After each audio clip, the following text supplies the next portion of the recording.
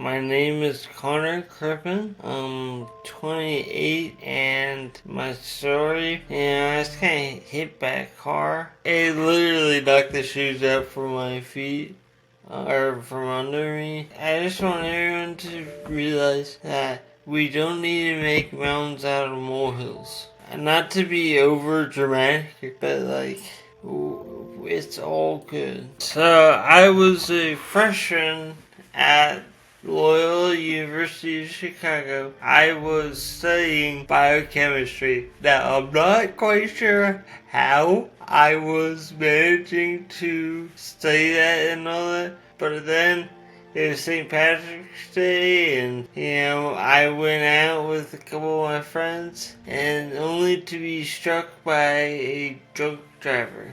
Well, I remember I was with a group of us we were all together and we were walking. I remember we were by the L station, which is a popular transportation system that Chicago provides. It was such a momentous event. I'm not sure if the world shook or any of that, but it felt as though it did.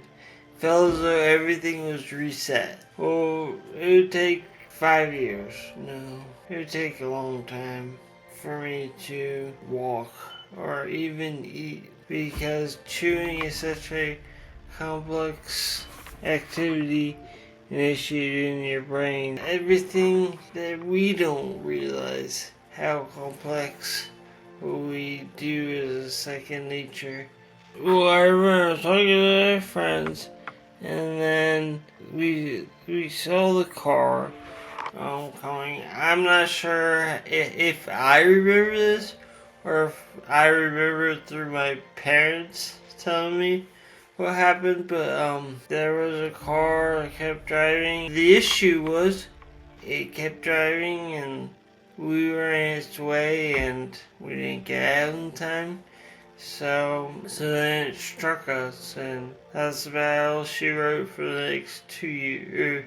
Really, the important part was the first 72 to whatever hours, because that is the most dangerous part of brain injuries, because your brain swells. Let me step back a little more. I volunteered at the hospital that I was taken to, so not to toot my own horn or any of that, but because I volunteered there, I knew my ER team. It sounds a bit ironic, but because I was studying to become one of them. I was saying, I'm not sure what specific saying, but I could see myself in their shoes. Lo and behold, them saving my life. It was a weird full circle moment. Injuries?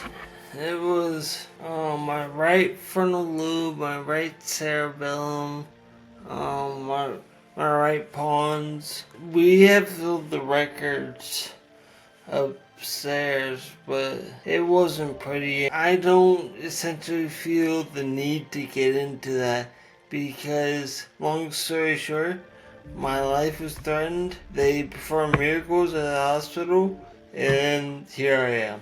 Because we didn't know what it meant, ironically. But it is not you hear someone that have traumatic brain injury. Alright, that's great. But it really matters where in the brain was damaged and where and how severely and how long, quote unquote, long it would take until you start to regain that function of whatever part of the brain it is. When you really look into it, it is so confusing at how much a fiber the width of a hair can affect you. Damages generally, because I don't even know all the lengths that of the damages, but primarily my right cerebellum, my right palms, and my right, going back there. Essentially, it was because of all the injuries, I lost every functionality.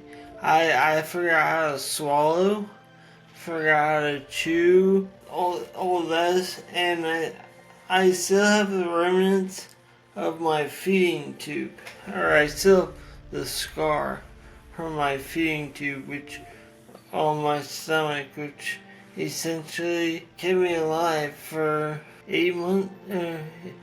Yeah, 8 months. So it was less than ideal. And there's no hippo with me. I mean, yes, I realized like what I went through was pretty traumatic and pretty gory, but essentially, I want to use my experience to spread awareness. I don't care like if he or she knows this part of my brain was hurt or not. I mean, it was. And I'm just trying to use my knowledge, or the knowledge that I gained from the experience, to help as many as I can. Well, hospital was about, well, I don't know any of this because I don't remember, but I was essentially 13 or 14 months, a year and 3 months, I think. So it was rather unfortunate, but I essentially I'm not crying over that lost time, because all that did, in retrospect, was provide me with this platform to speak of brain injuries, or brain augmentation. Also, we have tried a blue million types of therapies, let me tell you. But one in particular is saying that he is a functional chiropractor. Now, I know that sounds like contradictory, but this guy, he believed in the patient. Or that's what he does. He believes in patients and not what stereotypical science says is possible, because he knows that the brain can change so often that because of that he can alter the direction the brain molds or remolds itself. I mean, he would take the prize for anybody else, because his office doesn't look like much. But that's the most brilliant part about it. With people who are so smart, they don't always approach their practice in a full way. Alright, I'll stop talking about them. But yeah, we tried others like acupuncture, yoga, which is great, by the way. And then we went to one guy that supposedly felt energy, but he tried some interesting tactics to get energy in my corner. That's all I want to do.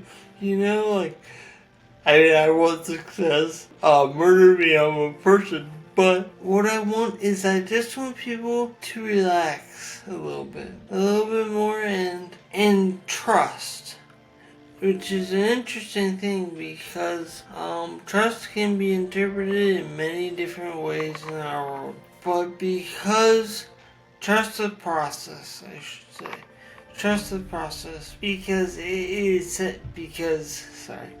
essentially is going to go a certain way. And by that, I do not mean sit back and relax and wait for things to happen, because then that's never gonna happen. But just trust the pattern in which things happen. I mean, I've always been a rather laid back individual, so I'm not gonna lie and try and tell you this, that, or the other. But I essentially just trust, which is the message I want to get across to the world. I essentially want to sit down with everybody and see, I don't drink coffee. I like tea, but I just want to sit down with everybody, have a nice little chat, over a warm mug of tea or coffee. It matters your intent. That's what I learned. The only thing not the only thing, but one of the main things that matters is your intent. Like, because you intended, and by intent I mean genuine intent, not just say, I wanted this to happen, but this did. It's like, if you genuinely wanted to make people, it genuinely is your intent. It's all about your intent, like your genuine intent, not like you can't shapeshift it into whatever you want after the fact. It's all the time, or at all times. But because the universe listens to your and it knows, ironically, at all points, what your true intentions are. And not just what you show is what actually is going on in you. Yeah, and a lot of people try to paint a Mona Lisa of themselves, but it could often be more of a starry night, Excuse me, that was dumb. But because, just trust. That is the only thing I want to relay. I just want people to trust and have faith in the process. Not have faith in anything or anyone is nothing, because I don't dabble in that region of philosophy. I just want people to trust the process. Yeah. Well, just so you know, with my social media, I this now you're gonna think this is dumb, but I essentially, it was all started by my cousin. It was her idea and her formulation. I just wanted to have a platform in which people could talk, like genuinely, not for stars, not for the Walk of Fame. It's like, I just want people to listen and her. I'm a little biased here, but I was genuine because I practiced that speech like a million times, and we did awesome. So I just am happy that people were able to hear the truth, as one would call it. It's kind of like, because we were dealt these hands, we decided what to play and when to play it. So, my name is Conor Crippen, and I gave a TED Talk with my aunt about 3 years ago or so, and we just wanted people to understand that what we were saying, like, we just wanted people to listen, and for us to explain what was going on in our heads. And we just want everyone to be, not sound too much like whatever, but we just want people to be nice. That's all we wanted. Yes, but not to be overconfident, but it hasn't even begun. I mean, I respect and I'm thankful for everyone who did say that and did watch those and all that, but it is not the end, let me tell you. To just essentially, now I know this is impossible, but to just have like everyone in the world speak in front of everyone in the world. It's not like I crave the attention or any of that, but I love for people to listen. I mean, I don't want to be a preacher or any of that because whatever, but I just want to have people listen intently and think about where and how they may be doing things. Well, I don't want to make it sound like I'm the second coming or any of that, but I just want people to listen and be heard genuinely. No, all my friends still being my friends. But I'm okay with that because I genuinely it makes no difference if they agree or disagree because I just know what I know and I know what I was told. So yeah, I mean, and it just opens up my world to different possibilities for people that want to listen and actually make a change.